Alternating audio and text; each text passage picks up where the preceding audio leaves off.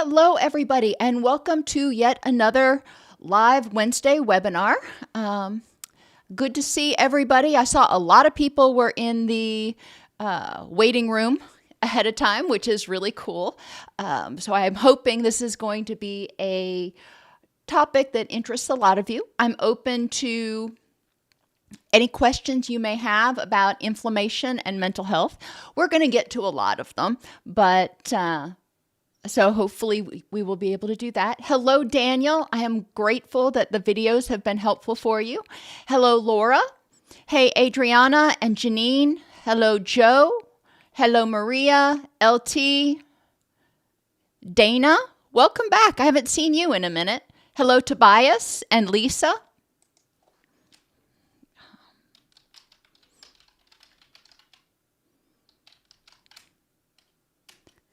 Remember, if you want to chat with my AI, you can also do so 24 hours a day, 7 days a week at docsnipes.com/AI.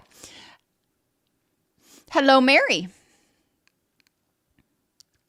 And again, as everybody's coming in, are there questions that you particularly want answered? Burning questions you have about inflammation and mental health?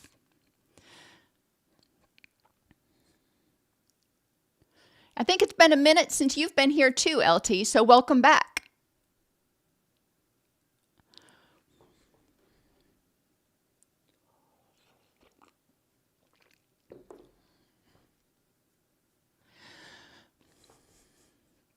I hope everybody had a absolutely wonderful Father's Day weekend. It was bittersweet for some. It was wonderful for others. So, that's always a good thing. And we have another holiday tomorrow, which is nice because, who doesn't love a day off? And everything is going, I hope everything is going for you as it should. Hello, Nomalungeo. Nice to see you. Nice to meet you. Welcome from South Africa.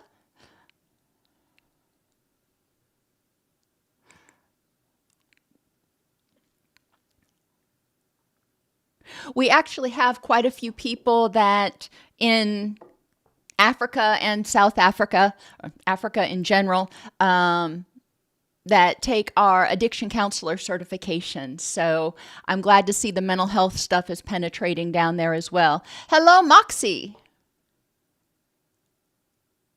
We will be talking some about the role of sugar in inflammation, not as much. I do have a video that specifically talks about nutrition and mental health and kind of drives that home a little bit more. But yes, certainly we will talk about sugar as well as blood sugar. So the exogenous sugar that we ingest as well as blood sugar. Hello, Glenn from Toronto. Glad to meet you. So we've got people from Toronto way north and South Africa way south. So we're just kind of covering the globe today, which is awesome. Love to see people from a variety of different places. And Adriana's in Romania. So, again, kind of touching lives across the world, which is good, Let's try to make mental health awareness available and mental health resources available so people can live a happy life. We really need to help people identify the tools that they need so they can address unnecessary distress. Now, some things like trauma happen and there's no quick fix for them. But there are a lot of things that we do, a lot of things I do on a daily basis that can contribute to chronic inflammation and reduced mental health.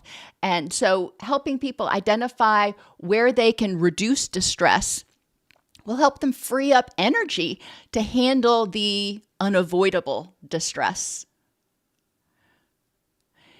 Hello, Teresa and Ty and Glenn. I agree. We don't talk about inflammation enough. I'm actually working on a book on it right now, but you know how books go. It takes some time to get them written. But that's really, you'll see today, at the root of a lot of mental illness as well as physical illnesses. Ty says, getting older, inflammation made itself aware to me. I'm with you there.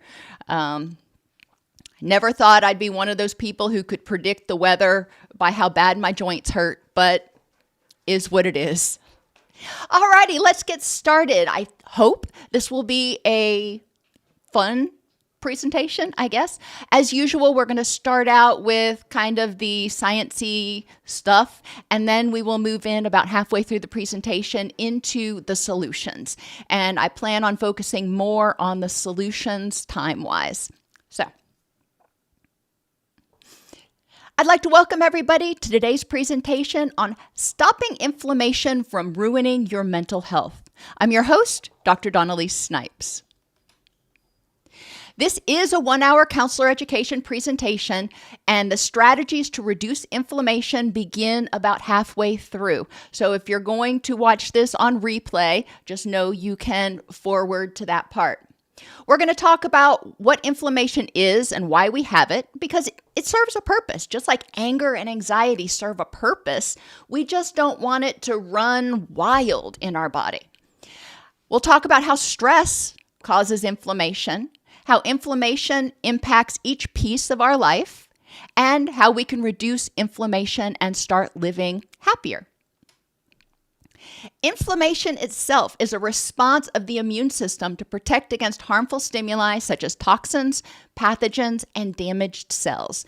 When we have inflammation, it tells us something's wrong in our body. We've either got leaky gut, we've got toxins leaking out into our bloodstream, or we came in contact with endocrine disruptors, or a variety of other things. But inflammation basically signals that something is wrong. The purpose of inflammation, particularly in its acute form, is to protect the host, us, by containing infection or injury. If you get a tick bite, we all hate those things, or a mosquito bite, it will swell up, and the infection is localized at first, and the swelling, the body is sending immune cells there to try to defeat the pathogen before it becomes systemic. It promotes healing by clearing cellular debris, including excess free radicals or reactive oxygen species.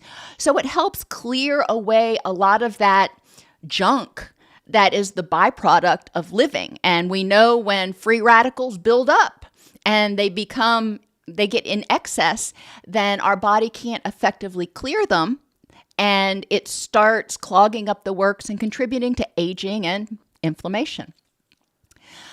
It recruits immune cells to areas of injury. When you sprain your arm and it swells right up, that's the body sending immune cells there to try to repair the tissues.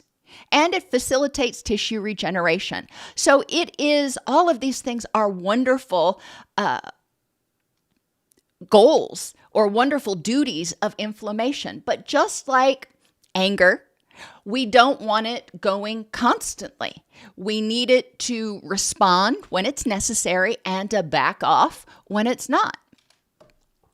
Acute inflammation is a short-term response characterized by redness, heat, swelling, pain, and a loss of function, which resolves once the threat is eliminated or the area is healed. We know if you sprain your arm, again, you get acute swelling, but after a couple of days, the swelling goes down. It's not completely healed yet, but the swelling goes down. So that acute inflammation is reducing as those tissues heal. Chronic inflammation is a prolonged and dysregulated response. How many times do we talk about dysregulation in these classes? That can persist for months or years or forever unless it's addressed, contributing to various diseases including diabetes, cardiovascular disease, autoimmune diseases, depression, anxiety, cancer, and even dementia. Chronic stress can be one of our main causes of inflammation. And when we think of stress, I want you to think of stress in each piece of life. Physical stress, interpersonal stress, emotional stress, cognitive or mental stress, and environmental stresses like temperatures or exposure to toxins. All of those are stress. And the more stress the body is exposed to, the longer and more frequently the stress response is activated. And when that happens, we start to see problems. So chronic stress leads to sustained activation of the sympathetic nervous system. That's your fight or flight. This stimulates the release of pro-inflammatory cytokines. So the body's under stress, it's under attack. The immune system's triggered and it says, all right, guys, go out there and figure out how to protect us. All right, well, in theory, that makes sense. It also inhibits anti-inflammatory pathways. So when we're under stress, the sympathetic nervous system tells the vagus nerve, be quiet. We need to handle this threat right now, and it's not the time to relax. So it inhibits the vagal nerve and the anti-inflammatory reflex. It decreases vagal tone associated with chronic stress and reduces the body's capacity to downregulate inflammation, leading to persistent immune activation, heightened inflammatory cytokine production, and C-reactive proteins. What we want to get from this, and we talk a lot about balance. We don't want our relaxation nervous system to be too strong, but we don't want our stress response to be too strong. And it's kind of like your bicep and your tricep. If your bicep gets too strong, then the tricep can't resist it, and you can very easily tear your tricep. Same thing with our sympathetic and parasympathetic, or our stress and our relaxation nervous system.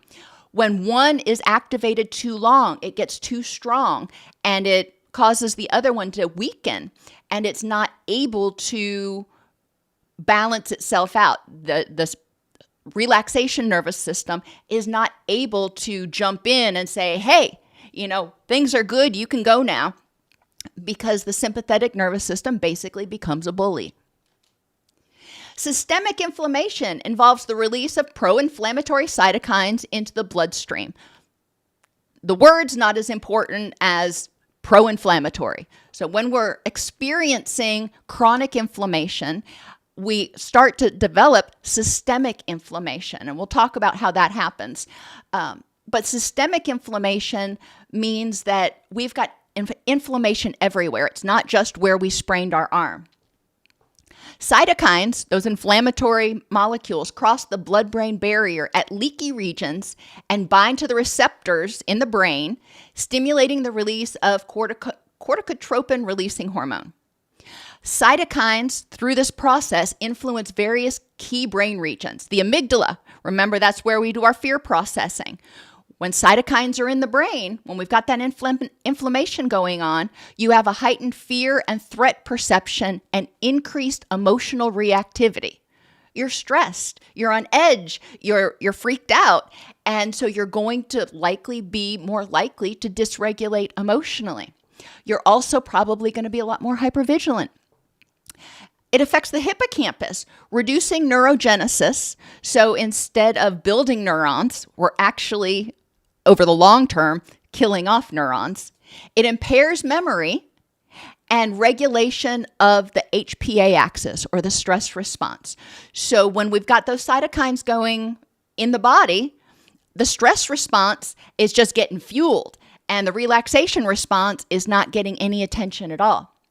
And the prefrontal cortex, that's my favorite part, because that's where we do our wise mind thinking, our executive functioning, our planning, all that stuff. But when you are in fight or flight, when your stress response is activated for whatever reason, including inflammation, you are not thinking, you are not using that prefrontal cortex. You are in fight or flee. You are in basically emotion-driven or amygdala-driven reacting. So the prefrontal cortex is inhibited, so you have poor decision-making, poor executive functioning, and the top-down regulation of the amygdala is impaired. Top-down means I can feel anxious, but then I can think about it and say, hey, there's really not a reason to be anxious right now. Well, that gets inhibited when there are inflammatory cytokines in the brain. When we've got chronic inflammation, we've got inflammatory cytokines in the brain. We've got neuroinflammation. Cytokines also activate afferent vagus nerve fibers. Now, typically we think of the vagus nerve as our calming nerve, but it actually sends messages back and forth. And those afferent nerve fibers are telling the brain, hey, there's still a stressor outside, and it's not time for me to jump into action yet. You need to get all these cytokines under control. All right, that's the sciencey part of it. How does inflammation impact us physically? Well, it's exhausting. We've seen that inflammation itself, separate from how much time somebody spends in bed, people who have chronic inflammation experience significantly more fatigue on a day-to-day basis. Sleep disruption. Well, if you are experiencing inflammation, that keeps your stress response high, which keeps your cortisol high. When cortisol is high, it prevents the release of melatonin, which impairs your sleep. Even if you're in bed for 10 hours, it may not be restful sleep. So we start seeing problems with people's circadian rhythms and their sleep. We have microbiome changes. The bacteria in the gut that break down all the food so we can send it where it needs to be to make tissues and neurotransmitters and hormones. All right, so the microbes in the gut change. This altered microbial diversity reduces beneficial species of microbes in the gut like lactobacillus and bifidobacterium. That's bad. And even worse, it promotes the growth of pathological microbes, which increase local and systemic inflammation. So the balance of bacteria in the gut starts to switch over to pathological. And I guess the best analogy I can make, we have a pond on our farm. And there are times, especially when the geese are migrating through, that the pond the microbial balance in the pond starts to become bad, and we start getting a lot of sludge and algae growing in the pond because of all the goose poop. And that's what happens when you change the microbial diversity, then different things grow, different things are made, different things proliferate. We don't want that. So we do want to help people learn how to rebalance their microbiome. Leaky gut is another physical impact of inflammation. When we are chronically stressed, we have the alteration of our microbiome, and that alters the mucosa in the gut. Part of this alteration of the mucosa is to try to block the pathogens. But when our stress is chronic, we also start seeing the junctures between the cells that make up the gut become looser. So pathogens actually do leak out of the gut. You know, all that stuff that goes into the sewer starts going into your body. And your body recognizes that as a toxin and responds by, drum roll please, increasing inflammation. We also have poor nutritional absorption because of that mucosal block. When the body's trying to contain some of those bad bugga-buggas, like if you've ever gotten a stomach flu or something, it's trying to contain that stuff so it doesn't go out. But that also means it's containing nutrients. Our nutrient absorption is poor. Our nutrient absorption is also poor when we are in fight or flight because our body is not in rest and digest. Our body is in fight or flight, which means that food is either going to sit there like a rock and ferment, or it's going to go through us like nobody's business. Either way, we're not breaking it down effectively and using the nutrients. So people who have chronic inflammation may be eating an extremely healthy diet, but still malnourished because their body is not absorbing the nutrients. This is why even if somebody tells me, oh, I eat a great diet, if they are in my office, if they're complaining of anxiety, if they're in recovery from addiction, if they're in my office, generally I suspect that they've got some underlying systemic inflammation. And one of my first things is, have you gone to the doctor and had a blood test run to see what your nutrient levels are? Vitamin D is huge in helping to manage mood and inflammation. Iron is huge in mood. We have a B12, another one. We have a lot of nutrients that are required for our body to actually use the food we eat. And if we're not absorbing them effectively, then our body is trying to make serotonin without all the tools, without all the components. We also see hormone changes, gonadal hormone changes. Under stress, testosterone, estrogen, progesterone change their levels. Estrogen in the right amounts for that individual is neuroprotective, and it helps prevent brain cells from being lost because of excess stress. But when we have too much estrogen, people tend to start feeling very anxious, and it actually can cause more mood problems. When people get stressed, we know, when women get stressed, we know that we often start to see their circadian cycles get off and their hormone cycles get off as a result of some of these hormone changes. As people age, their hormones naturally drop. Unfortunately, since testosterone and estrogen both can be anti-inflammatory and neuroprotective, as that happens, we start to see more inflammation in older people, which is why there are a lot of people who take hormone replacement therapy. There are a lot of other people who take different supplements to try to help bolster the anti-inflammatory ability of their body. We see neurotransmitter alterations. As I mentioned earlier, when you have stress, you've got the stress neurotransmitters that are being called into play. When that happens for long enough, you start to see tolerance to those hormones and neurotransmitters like dopamine and norepinephrine and cortisol. The body just starts saying, no, we've been doing this for too long, we're tired. So the neurotransmitters start losing their ability to help the individual feel excited, help the individual have any energy. We see increased aging via the production of free radicals.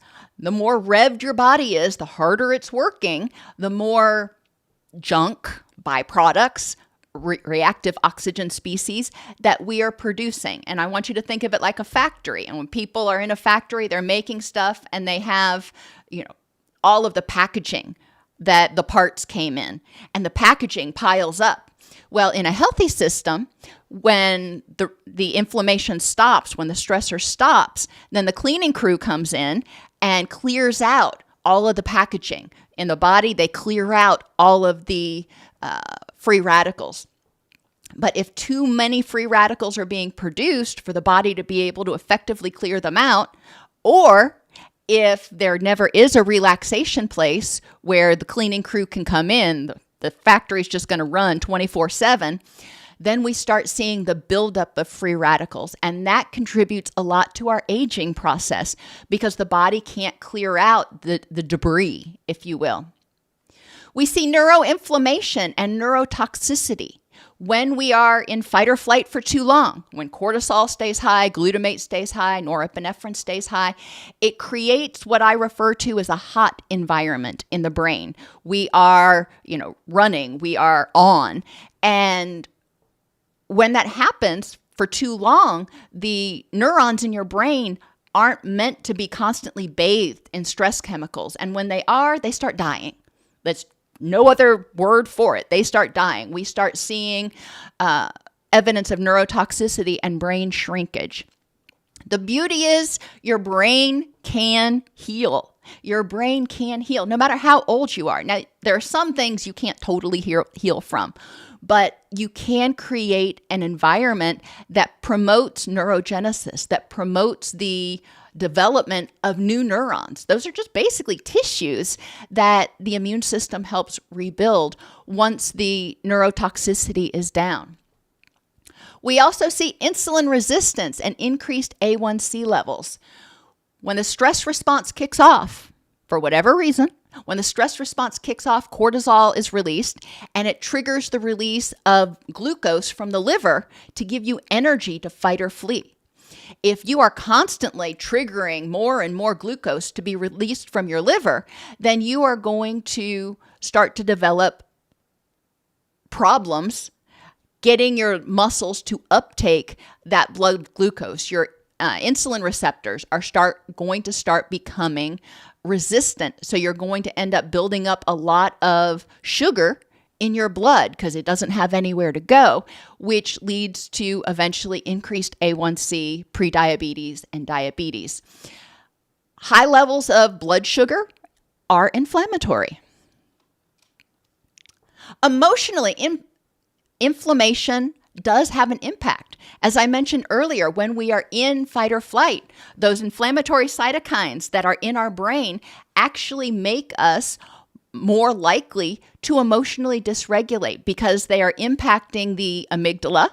They're telling the amygdala there's a threat out there, and they're impacting the prefrontal cortex, which we often use to downregulate our amygdala and say, amygdala, everything's okay, just take a chill pill.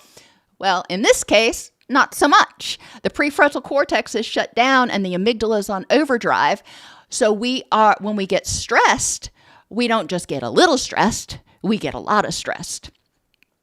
We see increased anxiety and increased depression. This is just, it is. There are study after study after study after study that show that people with higher inflammatory cytokine levels in their body have higher levels of anxiety and depression. And people with anxiety and depression often develop or have higher cytokine levels. So it's chicken or egg. We don't know necessarily what kicked it off, but we do know that by reducing inflammatory cytokines, we can help improve the symptoms of anxiety and depression. People who have chronic stress, chronic systemic inflammation, and remember, stress is not just emotional. It can be physical stress like chronic pain, exhibit reduced motivation and dopamine when they're chronically under stress, just like people who have addictions. Their dopaminergic system is getting bombarded with dopamine a lot, and it's stressful. Addiction is stressful on the body. Withdrawal is stressful on the body. It's just stressful all around. But the dopaminergic receptors start to become resistant. They start to say, you know what? No. If you want me to get excited, you're going to have to give me more than that. Which means that people exhibit a lot of reduced motivation. Dopamine is our, I want to do that again, neurochemical. It's our motivation neurochemical. When we do something that's positive for our survival, as a result of dopamine, then endogenous opioids or endorphins are released and give us that warm, fuzzy feeling. And then we're like, oh yeah, I want to do that again. And a lot of people experience guilt when they have chronic inflammation because, and it's not a direct cause or directly influenced by inflammation, but because of all these other symptoms. They're tired all the time. Their libido's out of whack. They have chronic pain. They get sick more often. There are a lot of things that happen that make it more difficult to live their rich and meaningful life. And they may start feeling guilty that they are, because they feel like they're not holding up their end of relationships. Cognitively, people with chronic inflammation have brain fog. You don't get good quality sleep, you're going to have brain fog. If the brain doesn't have time or the ability to clear out the adenosine that builds up throughout the day, you're going to have brain fog. If you've got neuroinflammation. You've got those cytokines in your brain and all those neurons are inflamed. They're not going to fire as effectively, and you're going to have brain fog. We can't immediately eliminate brain fog, but there are a lot of things we can do to help people cope with it in order to reduce stress related to their brain fog. Give them a little bit more time so they don't get frustrated and angry because they're so foggy. People with inflammation, systemic inflammation, have more hypervigilance and attention deficits. It makes sense. When you're in fight or flight, you're like that little rabbit that is trying not to get eaten. So you're stressed. You're going to be looking around for the lions that are coming to eat me. And if I'm scanning for something that's coming to hurt me, then I'm not going to be able to focus on things that I, quote, want to focus on. So we start seeing hypervigilance and attention deficits. We also see working memory impairment. Makes sense. If you're having problems focusing on things, then when somebody tells you something, you may remember it for half a second, but then you forget that what you take into your brain just kind of goes in one ear and out the other. The brain is not dedicating energy to learning things, to remembering things. Remember that prefrontal cortex, it's off duty when we have a lot of stress. People experience cognitive rigidity, which means they have more difficulty solving problems and getting out of the box. This is how I do it. This is how I've always done it, and I can't even fathom any other way to solve the problem. Or this is my perception. This is what I think is right, and I just can't even. I don't have the energy to consider other alternatives, which makes people feel very stuck. And we see a lot of cognitive rigidity in people where it's scary to even think about considering other options. And it makes it more difficult for them to interact with others, to solve problems, because if the way they are doing it doesn't work, they're at a loss. We also see secondary effects, negativity. Well, think about it. If you're not feeling well, if you're dysregulating, if you're exhausted, you have difficulty learning and remembering things from moment to moment, it's easy to start feeling very pessimistic, very hopeless, very helpless. And in terms of interpersonally and environmentally, all of this reduces our desire to interact with others. And because the person tends to be more emotionally reactive and more hypervigilant, it also may contribute to more conflict in their relationships because they've got a shorter fuse. They've got less patience. And then they feel guilty because they had less patience. So it's frustrating. As a result, a lot of people with chronic inflammation tend to withdraw. They're exhausted, they just don't have the motivation, and the relationships they have often are somewhat conflictual. Additionally, people with chronic inflammation are easily overstimulated. And I don't mean just mentally overstimulated. I mean every type of sense can be overstimulated. The persistent activation of the immune pathways and the stress response can lead to increased neural excitability and sensitivity. And hypervigilance, when you're in fight or flight, it reduces sensory gating. Sensory gating is our body's ability to shut out irrelevant stimuli, to tolerate different things. But when we are hypervigilant, we're just getting bombarded by smells, by sounds, by touches, by everything. And it can get overwhelming really, really quickly. Additionally, not only are we being bombarded constantly, but those neurons are even more excitable and more sensitive. Think about if you rub your arm really fast for a few minutes, eventually it starts getting sore. You're doing the same thing. You're not rubbing it any harder. You haven't changed anything, but those neurons are excited. They're stimulated, and continuing to stimulate them more is more painful, is more overwhelming. Therefore, we also need to consider people's environment. So let's move on to tools to reduce inflammation, tools to heal.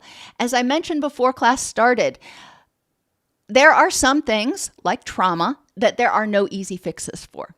But if you can reduce unnecessary stress and reduce unnecessary inflammation, then you free up energy to be able to deal with those other things that are creating chronic stress and inflammation. And once you deal with those, then, hey, you're starting to peel away the layers of that onion, if you will. Physical strategies to reduce inflammation, your circadian rhythms. Your circadian rhythms regulate your hormones, your neurotransmitters, just about every function in your body. And when they get out of whack, it throws the entire body factory into chaos and is stressful. It triggers the stress response. Circadian rhythms are set by your routine, your light, your temperature, and your cortisol levels. So having something of a daily routine is very helpful for setting your circadian rhythms. Having light, especially blue light, reduced 2 hours before bed, very helpful. Cooling the temperatures when you're ready to sleep, that helps you sleep better. And reducing cortisol. Please don't get on social media. Don't watch a show that's going to stress you out. Don't start emailing people if it's going to stress you out, or paying bills right before bed. That gets your cortisol up, which inhibits your body's ability to release melatonin and help you get good quality sleep. You may still fall asleep, but it's going to be crappy sleep. Which takes us to sleep. Having a sleep routine, in addition to your regular daily routine, having a sleep routine can be helpful. Having 2 or 3 things you do every night right before bed that your body says, oh, I know when I do this, that it's getting ready to be time for bed. With little kids, we do it all the time. They come home from school, they play, they come in, they eat dinner, they take a bath, you read them a book, and they're off to dreamland. Try to do something similar for yourself. Keep the temperature cool. Somewhere between 62 and 72 degrees, whatever feels comfortable for you. Reduce your fluids 2 to 4 hours before bed, depending on your bladder. You don't want to be waking up 2-3 times a night to have to go to the bathroom. So reducing your fluids, sucking on ice chips or something in the evening if you start to get thirsty, but making sure you're hydrating throughout the rest of the day can help a lot. If you've got prostate issues, take it up with your doctor. And you want to eliminate disruptors, anything that's going to wake you up in the night. If you've got allergies, try to get the allergens out of your room. Use a HEPA filter. Don't let the cat sleep on the bed. Noises. And this can include your neighbors or even your partner. If your partner snores like a freight train, you're going to have to figure out how to deal with that, especially if they've got apnea, because they've found that people who live with someone, who sleep with someone who's got sleep apnea, tend to get much worse sleep because they're waking up periodically as their partner wakes up. So addressing that noise, whether it's earplugs or white noise or brown noise or yellow noise, I guess it's brown or pink noise, anything that can help you sleep through the night is good. Reduce as much light as possible, especially blue light, but as much light as possible. And this includes the beautiful moon. If it's a full moon and it's just shining in your window bright as day, it confuses your body a little bit. So try to reduce as much light as possible. If you feel comfortable enough to wear a sleep mask, then great. And ruminations. This is another disruptor. Your brain gets going and you start thinking about something. I got to remember to do this tomorrow, or I need to do that tomorrow, or you start ruminating over something that happened that day.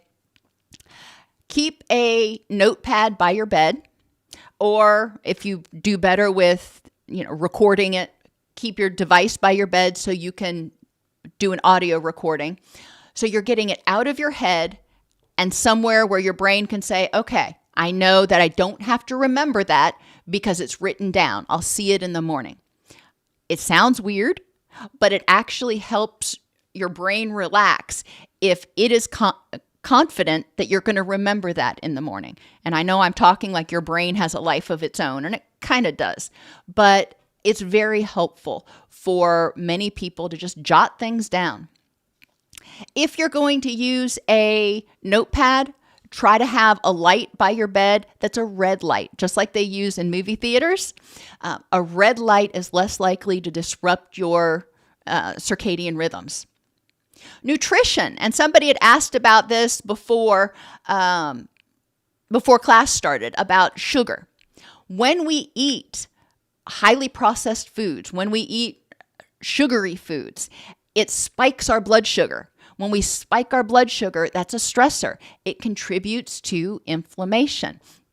That's why we encourage people to eat a diet that is a low glycemic index, so you're not spiking your blood sugar all the time. Does it mean you can't ever have sugar? No. Most people are not going to do that. But there are ways to balance it out. So if you're going to have something that's sugary, also combine it with something that's got fiber and preferably fat and protein, because those are much more slowly digested and it tempers the sugar release. It's not the total solution, but if you're determined to eat sugar, then talk with a dietitian or a nutritionist about ways to temper your blood sugar spike. Anti-inflammatory and pro and prebiotic diet is really important. Anti-inflammatory means reducing as much processed food as possible, eating things that are whole grains, whole foods like apples as opposed to apple juice. Those are really helpful. You also want to eat things that are colorful. I encourage people to have 3 colors on their plate at every meal. Condiments and desserts don't count. Green, blue, yellow, brown, white. There are a lot of infographics online about eating by color, and each color actually has different chemicals in it that act as antioxidants and anti-inflammatories in different ways, which is why you want different colors. You don't want to only eat green stuff. Green, blue, red, yellow, all great for you. And those rich colors, the richer the color, basically, the more anti-inflammatory and antioxidant power it has in general. So focusing on trying to get some of those foods in your diet. Probiotic foods are basically foods that are high in fiber, whether it's beans or apples or inulin. There are a lot of different probiotics, but those fibers go through your gut, go through your stomach, down to your gut where it nourishes the bacteria. The bacteria in your gut actually feed on those fermented fibers. And prebiotics are the fibers. Probiotics are your yogurts and your fermented foods. Yogurts, kimchi, all of those different things. Kefir, love those things. They are great probiotic foods. And then intermittent fasting is very helpful for addressing insulin resistance. Some people can't do it, and because of the way they're wired, because of conditions they have. Obviously, it's something you want to talk to your doctor about. But intermittent fasting, even if you're only doing 12-hour eating window and a 12-hour fasting window, does wonders for giving your body a break. And if it's not secreting blood sugar for 12 hours, that really gives your system a break and gives those receptors a break from being bombarded. You want to balance the autonomic nervous system. The autonomic nervous system is comprised of the parasympathetic, your relaxation response, and the sympathetic, your stress response.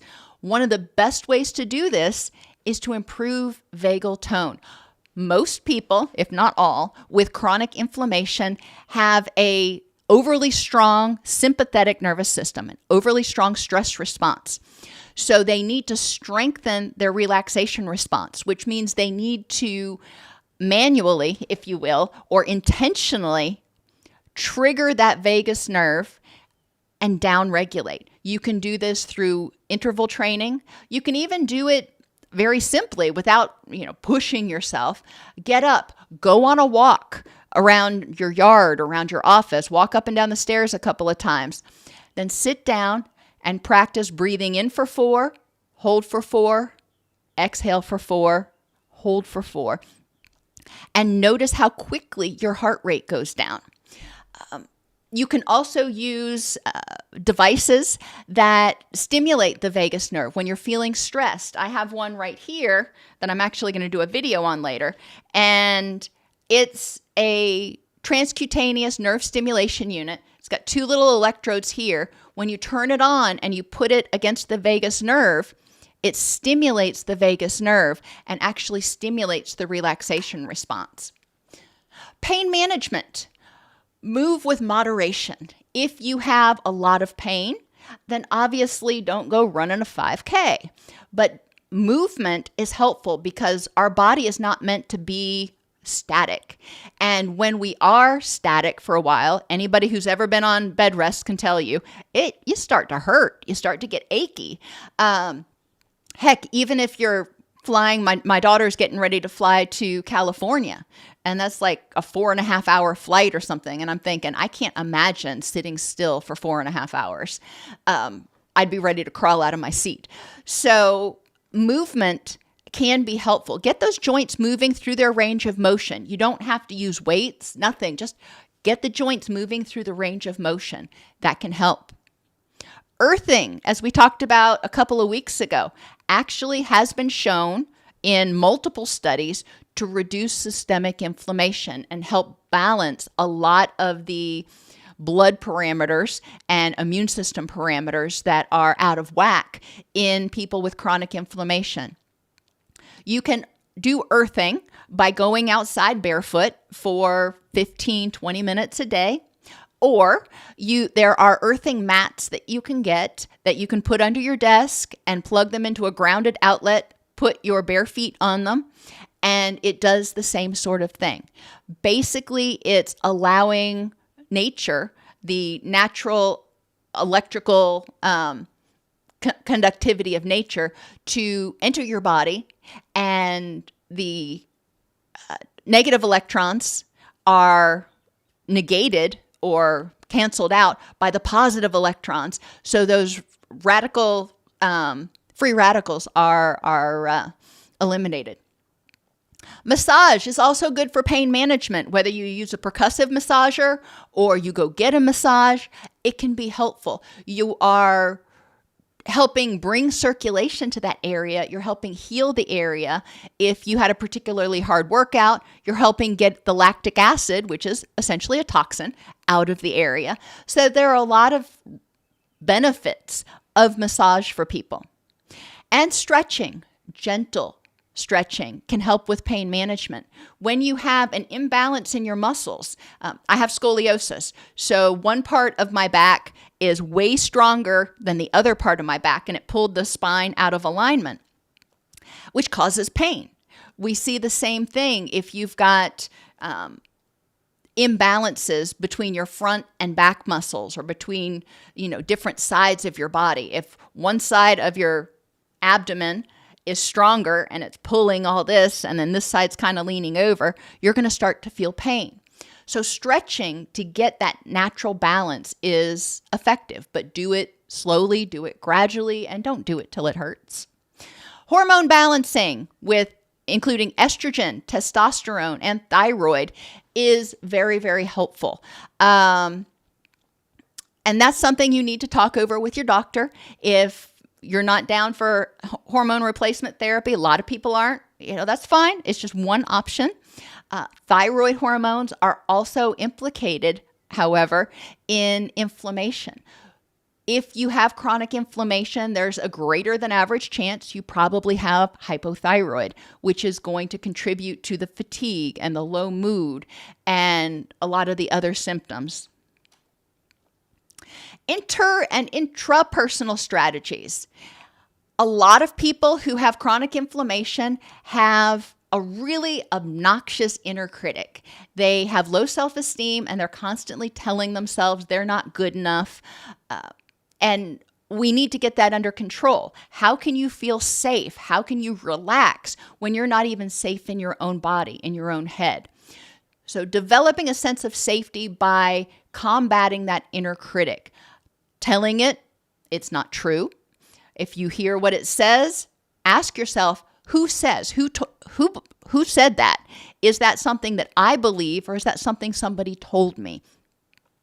Write down what your inner critic says and rewrite it in a healthier way. There are a lot of ways to deal with the inner critic, and I have videos on doing just that. Practice cares with yourself to develop secure attachment.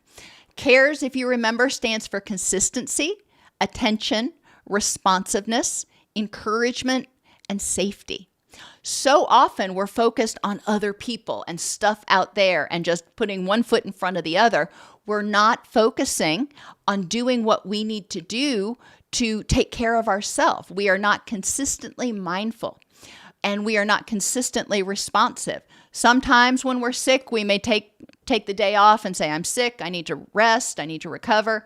Other times when we're sick, we may say, well, I guess I got to suck it up and push on through. That's inconsistent. Taking care of yourself needs to be a consistent priority. So consistency, attention, spend time with yourself, get to know yourself. A lot of times we're so stuck in autopilot doing, get up, eat breakfast, go to work, come home, eat dinner, take a shower, go to bed, rinse and repeat. That we lose touch with the things that we like, with the things that we're interested in, with the things that are important in our rich and meaningful life. So spend time with yourself periodically. I tell people every day, and sometimes they look at me cockeyed. All right, set aside some time each week. If you can't do it every day or you won't do it every day, set aside time each week to pay attention to yourself and do something that you enjoy. Be responsive to your needs. When you are emotionally upset, when you're feeling abandoned, when you are exhausted, when you're in pain, whatever it is, being responsive. Heck, when you're in a good mood, respond to that and go, hey, I am having a great day today. This feels awesome. Be encouraging with yourself instead of pessimistic. Encourage yourself to focus on the things you can control. And safety means being a safe home base for yourself. When you screw up or you fail at something, you are not a failure. You made a mistake or you failed at something, but you are not a failure. So loving yourself, even when you're imperfect, creates a safe environment in your own head. Process relationships and other people's behaviors in the present in terms of FitCat, the facts in this context at this time. A lot of times people in our present do things that remind us of people from our past and maybe unpleasant people from our past. And instead of evaluating people based on the facts in this context at this time, we assume that since this person back here was unpleasant when they did something similar, we assume that this person is also a threat to us. Not always true. Not always true. Develop a support system of people you can trust. And that takes a while to figure out, how do I trust people? And to develop that system. That's okay. Setting those boundaries, think of it like a house. People you don't know or you don't trust, you're not going to let into your house. You're going to talk to them through the screen door, or may not even open the door, but talk to them through the screen door. Once you start to trust them or get to know them a little bit, you may let them come into the foyer, but you're not going to let them go wandering around your house. Once you feel comfortable with them, eventually you may invite them in for coffee, to sit down and talk, what have you. So you're gradually establishing that trust. So I want you to think about maybe like the UPS person. And initially you're probably not going to be like, hey, UPS person, why don't you come in and have coffee with me? And oh, by the way, can you watch my house this weekend? That'd be weird.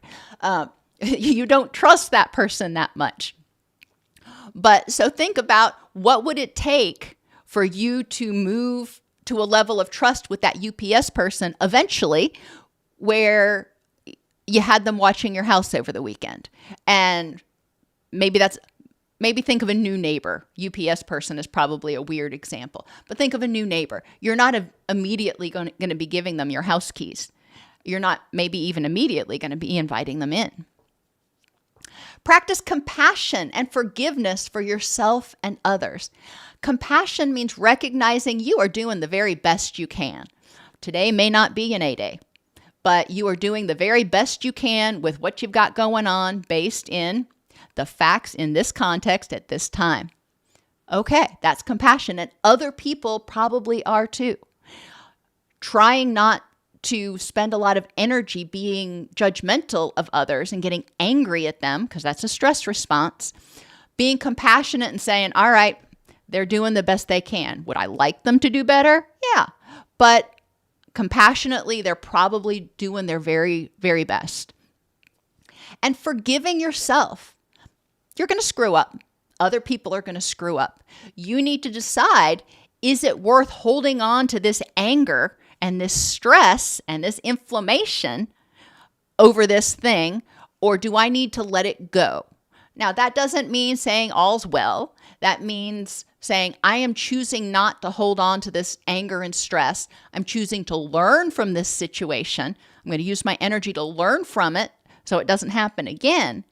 And then I'm going to move forward. I'm not going to stay stuck here. And banish shame by separating your worth as a person from what you think makes you unlovable. Shame is different than guilt. Guilt is anger at ourselves for something we did that we shouldn't have done or didn't do that we should have done. Shame is a feeling about our worth as a human being, about our lovability. If I'm ashamed, then it means I feel like I am unlovable for some reason. So separate, what you think makes you unlovable, and really evaluate whether it's guilt or shame, and explore what makes you lovable as a person. Emotional strategies. Happiness. Even minor instances of happiness or contentment have been shown to reduce inflammatory hormones and inflammatory neurotransmitters. We can engage happiness with behavioral activation. I have an entire playlist on YouTube of videos that just make me laugh. Some of them are comedians, some of them are babies just sitting there laughing hysterically. Whatever it is that makes you laugh. When I'm having a really bad day, I will pull up one of those. Does it make me laugh? Not always, but it generally brings at least a little smirk to my face. And even that little smirk is evidence of release of some of those relaxation hormones. So do something every day, not just when you're upset, but do something every day that promotes happiness or contentment. Gratitude has also been shown to help reduce inflammation, because when people are feeling grateful, they are often focusing on the things that they do have and the things that they are in control of, instead of the things that they don't have and the things that are out of their control. Practicing mindfulness on a daily basis, a couple of times a day, can be really helpful for developing gratitude and recognizing what you do have in the moment, which can be very empowering. Awe and wonder are two other emotions that we don't talk about a lot, but we have these moments, like when you see a double rainbow after a storm and you're just like, wow. Or we had a deer in our yard the other day that gave birth to twins, and deer don't usually give birth to twins. And it was just awe-inspiring to see these two little teeny tiny babies that really aren't that much bigger than my daughter's terrier out in the yard. I mean, they're just adorable. But that's a sense of awe, like how amazing is this that it even happened? And when people develop a sense of awe, when people experience that, when you look at the Grand Canyon and you're just struck by the awe of what must have happened to create that, it has been shown to actually kind of rewire some of those stress chemicals. Anger and anxiety, we don't want to get rid of them. We just don't want to nurture them.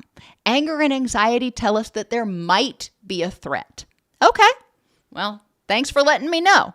Now I'm going to choose to use my energy instead of stewing in it and nurturing it. I'm going to use my energy to identify the feeling, explore the triggers and the facts in this context at this time, determine the best response, and act accordingly. And the mnemonic for that is IDEA. Identify the feeling, explore the triggers and the facts, determine the best response, and act accordingly. And can't leave this slide without talking about guilt. Guilt is self-anger. And shoulda, coulda, wouldas will keep you stressed until the cows come home. You can't change what happened. You can't change the past. And holding on to guilt is just keeping you stuck in that past. It's keeping you hooked to that mistake you made. Do you want to stay hooked to that mistake, stay tethered to it, or do you want to learn from it, use your energy to learn from it and move on and have compassion for yourself and say, well, I made a bad choice. I did something wrong. I did something horrible, whatever it is.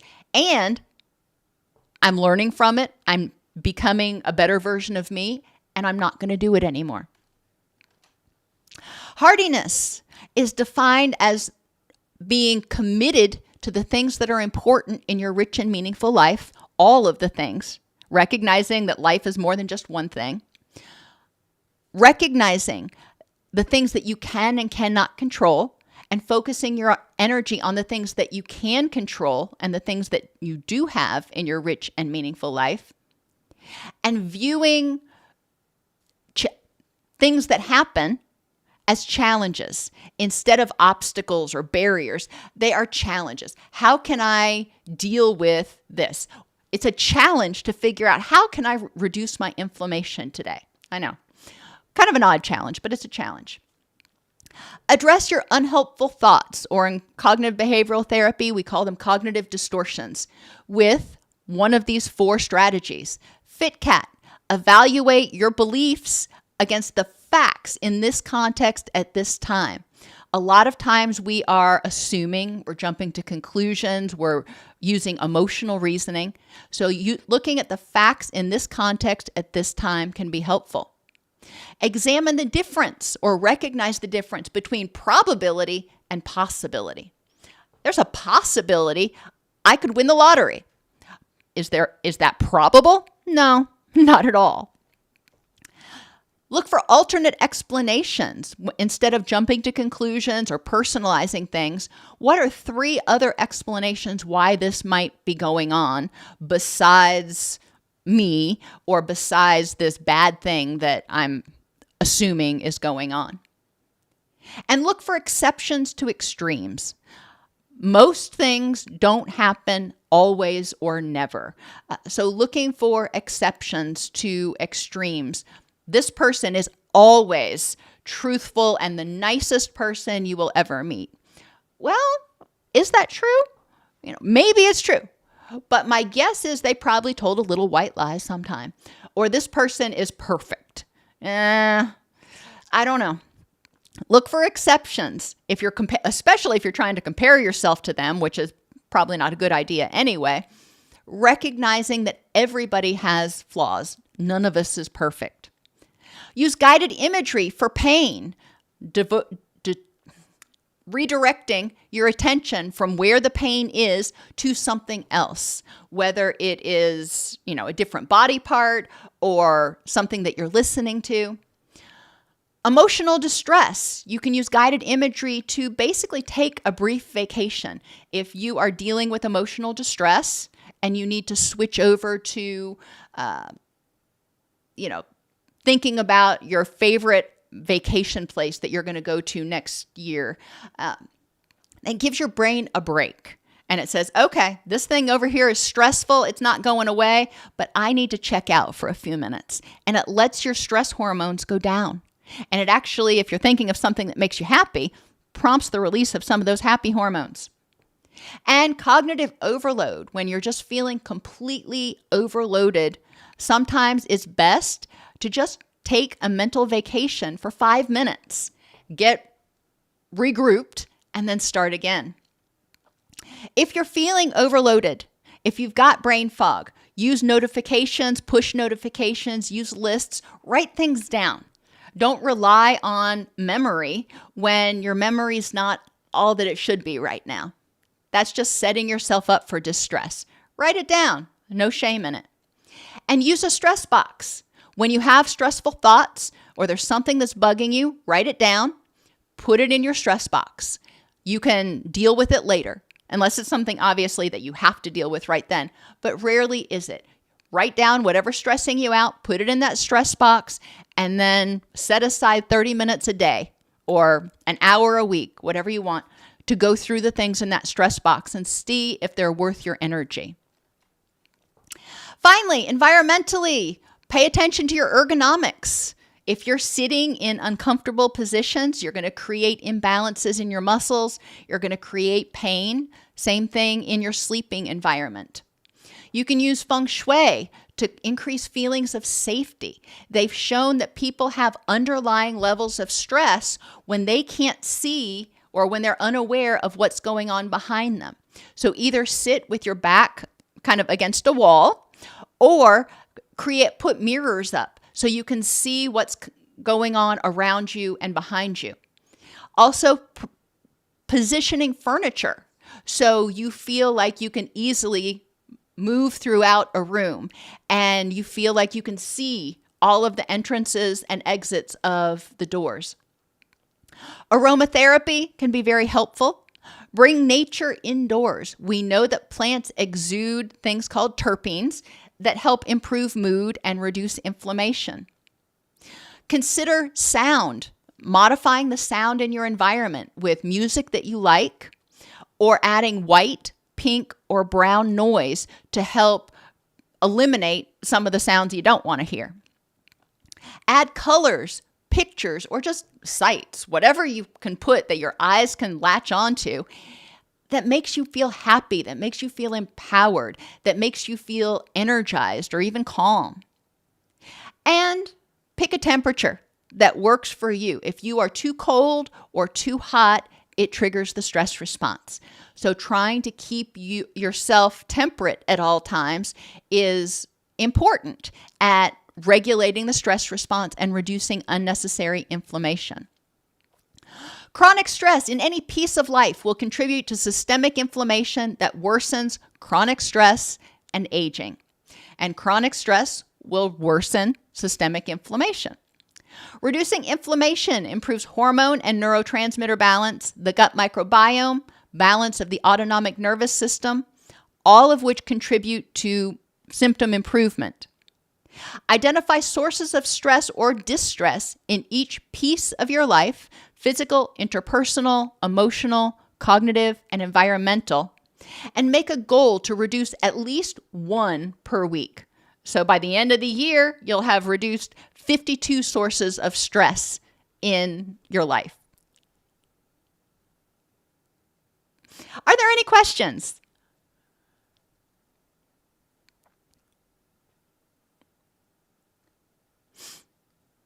Ergonomics is so important in the workplace, as well as if they spend a lot of time on the sofa watching TV and where they sleep.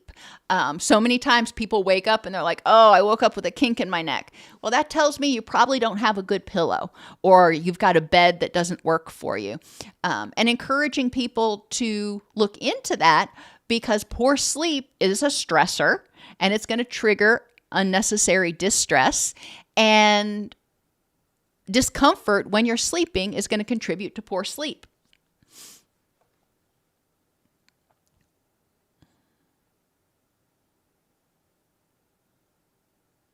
Trigger point therapy can be excellent. You also have acupressure, which I love, I swear by. Acupuncture for some people. I'm not big with needles, so that's not for me. But there's been a lot of evidence-based studies that have shown benefits of acupuncture.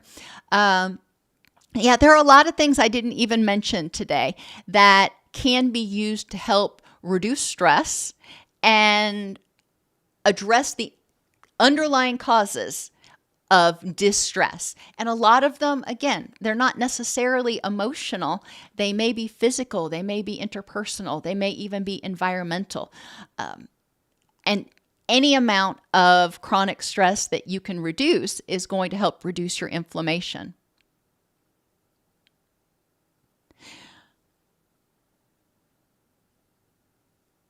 In general, Moxie, you're going to have both when we're talking about chronic inflammation. If you have brain inflammation, that can occur if you have a head trauma or a brain bleed or something else. But when we're talking about inflammation from chronic stress, as soon as the body starts to have systemic inflammation, it's going to cross the blood-brain barrier. Thank you, Michael, and thank you for joining us and supporting the channel. It's amazing.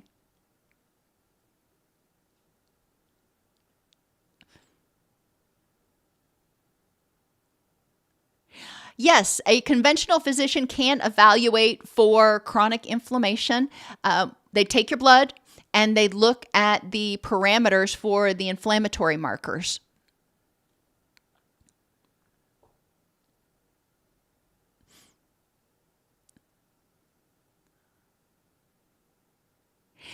Unfortunately, fibromyalgia is a stressor, and it likely will cause or can cause inflammation, but inflammation is not necessarily a symptom of fibromyalgia for everybody, which is I found to be fascinating.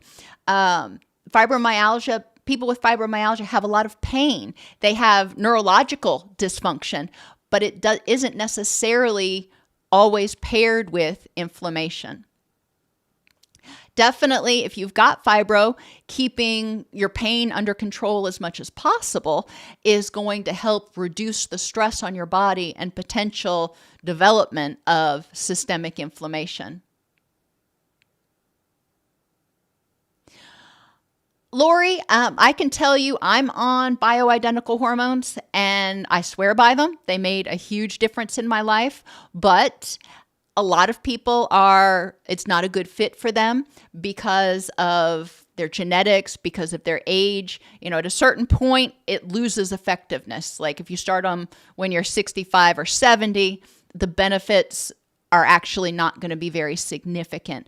But for people who are in their 40s, 50s, they've shown that bioidentical hormone replacement can have significant benefits, not only, in each piece of life, physically and emotionally, cognitively, which all generally have a positive impact on the person's interpersonal life. Dustin, chronic inflammation is very treatable when you use some of the strategies that we discussed today to try to identify what stressors are contributing to that inflammation and reducing those stressors.